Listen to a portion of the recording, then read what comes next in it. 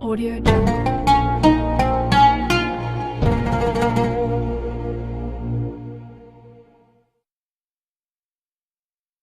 Ini saya berikan ijazah ya, untuk meringankan persoalan hidup. Satu, yang ini tadi, jaga rahmat Allah. Yang kedua, banyak sholawat pada Nabi. Allahumma salli ala sayyidina Muhammad. Banyak sholawat pada Nabi. Itu orang yang sering sholawat pada Nabi, salah satu faedahnya, insya Allah dimudahkan urusan hidupnya. Sholawat, banyakin sholawat. Sholawat dengan rasa cinta. Walaupun sekedar sholawat pun Allah berikan jawaban. Ini saya tanya nih, kita istighfar sendiri sama Allah, astagfirullahaladzim, dengan kita berwasilah menggunakan sholawat, kira-kira mana yang paling utama? Tapi jangan tebak-tebakan. Mana yang paling utama? Gini, dua-duanya utama. Tapi kalau kita mau dilihat, mana yang paling berpotensi diterima, itu sholawat. Kenapa? Kalau kita istighfar langsung kepada Allah, ya Allah, ampuni dosa saya, bagus, langsung hubungan. Tapi Allah masih melihat ketulusan hati kita. Karena ada yang istighfarnya cuma di lisan, gak nyampe ke hatinya. Contohnya habis sholat tuh, banyak yang saya perhatikan seringkali istighfarnya di lisan aja. Astagfirullah, astagfirullah, melihat handphone, astagfirullah. Update status sambil astagfirullah itu. Sambil kirim WA. Itu cuma di lisan, belum tentu diterima. Tapi kalau Anda bersolawat pada Nabi, atas dasar cinta Allah kepada Nabi, walaupun Anda belum tulus sholawatnya, baru keluar dari lisan, Allahumma sholli ala sayyidina Muhammad, tapi karena kalimat itu keluar menggunakan nama Nabi, dan dengan cinta Allah kepada Nabi, dapat Anda 10 kebaikan. Apa dalilnya? Man shalla alayya salatan wahidatan sallallahu alaihi asyra sholawat. Siapa yang sholawat kepadaku, Nabi nggak sebutkan mau sholawatnya khusyuk, mau biasa-biasa, penting keluar kalimat sholawat, maka dibalas oleh Allah 10 kebaikan.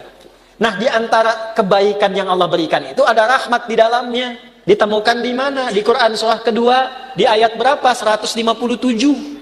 Al-Baqarah ayat 157. Bunyinya bagaimana? Ulaika alaihim sholawatun min rabbihim warahmah wa ulaika humul muhtadun. Ada orang-orang yang hidupnya dijamin oleh Allah mendapatkan sholawat dari Allah. Apa makna sholawat dari Allah? Pujian yang melahirkan rahmat. Tahu dari mana rahmatnya? Kalimat setelahnya berupa tafsir. Sholawatu warahmah. Apa makna rahmat di sini?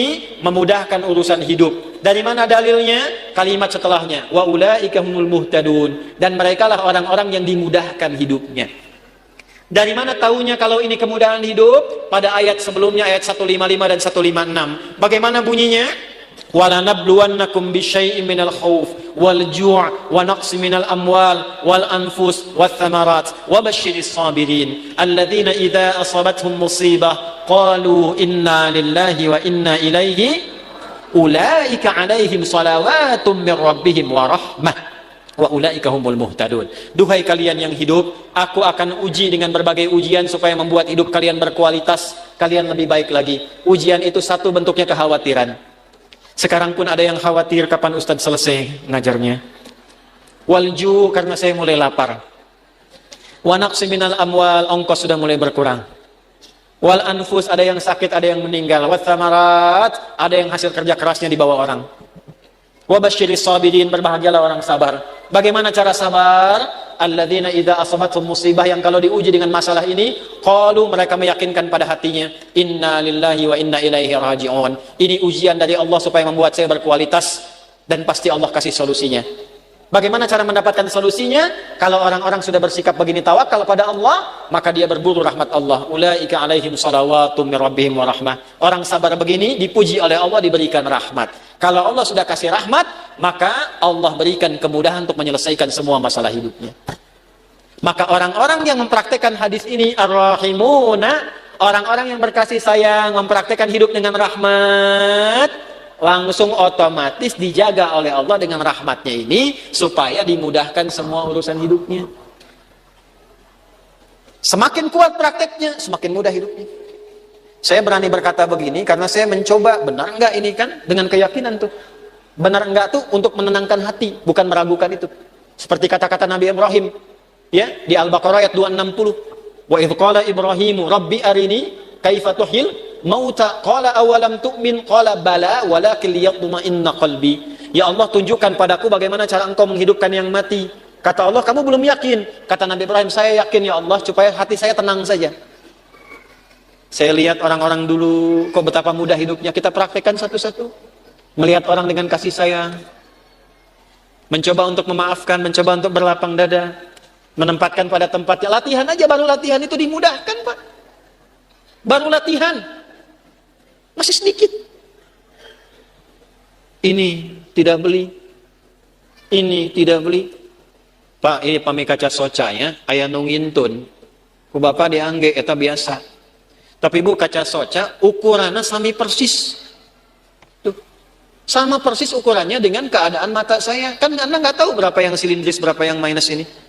Ini kalau saya buka kacamata, laki-laki dan perempuan sama. Sama-sama manusia. Makanya kenapa Bu, kalau pengajian perempuan, ibu-ibu, sab muslimah itu saya buka kacamata. Ya, tujuan utamanya supaya yang paling cantik tetap istri saya. Ya. Ini sama ukurannya, Pak. Tuh, persis. Setiap ada model baru datang, ukurannya sama persis. Dari mana? Siapa yang pernah ngecek mata saya? Ini dapat hadiah juga. Allah kasih. Baju, kos kaki, sampai ke sepatu. Cuman modal satu hadis ini teh. Hadis. Cuman modalnya yakin punya Allah. Nah, eta teh modal yang paling utama tuh punya Allah. Gitu. Sekarang kita kekurangan itu. Sekarang banyak orang kekurangan itu. Jadi rasanya kurang merasa punya Allah. Coba tanamkan pada hati, saya punya Allah. Maka Anda tidak akan takut kehilangan jabatan, kalaupun harus jujur. Karena punya Allah. Qulillahumma malikal mulki tu'til mulka man wa tanzi'ul mulka mimman. Karena punya Allah jangan takut kehilangan harta kalau harus sedekah. Karena punya siapa? Allah. Makanya dekati Allahnya. Ittaqillaha haitsuma kunta wa atbil hasanata sayyi'atal hasanata tamhuha. Ihfadillaha yahfad. Jaga Allah, Allah jaga kita. Jaga Allah itu maksudnya apa? Jaga diri kita tersambung dengan Allah. Dipakai hadisnya, pakai. Praktekkan dalam hidup. Saya bukan ingin menunjukkan ini berhasil, tidak, bukan itu. Kan bicara kalau mengalami itu enak gitu. Menceritakan pengalaman ulama itu enak yang sudah terjadi. Dulu orang begini dijaga oleh Allah. Imam Nawawi itu selama hidupnya 99% makannya diantarkan oleh ayahnya. Makannya cuma sekali malam ba'da isya. Apa yang dimakan? Kue kering dengan zaitun. Minumnya sebelum subuh. Setiap hari sampai meninggal. Karena beliau meninggal duluan, bapaknya baru meninggal 7 tahun setelah Imam Nawawi meninggal. Saking bapaknya ingin jaga anaknya terhubung dengan Allah, makanannya dijaga. 1%-nya kalau diundang, ada jamuan dipastikan dulu halal. Nggak mau makan sendiri, yang lain diajak makan sama-sama. Imam Nawawi itu. Makanya sampai sekarang berkah, kitabnya masih kita jaga dan kita kaji. Sampai sekarang. Karena apa? Menjaga hubungan dengan Allah.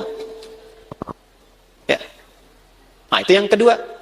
Kalau kita benar jaga dengan Allah melalui rahmat Allah, praktekkan hadis ini, insya Allah hidup kita pun dijaga, dimudahkan oleh Allah sesuai dengan kadar maslahat dunia akhirat kita.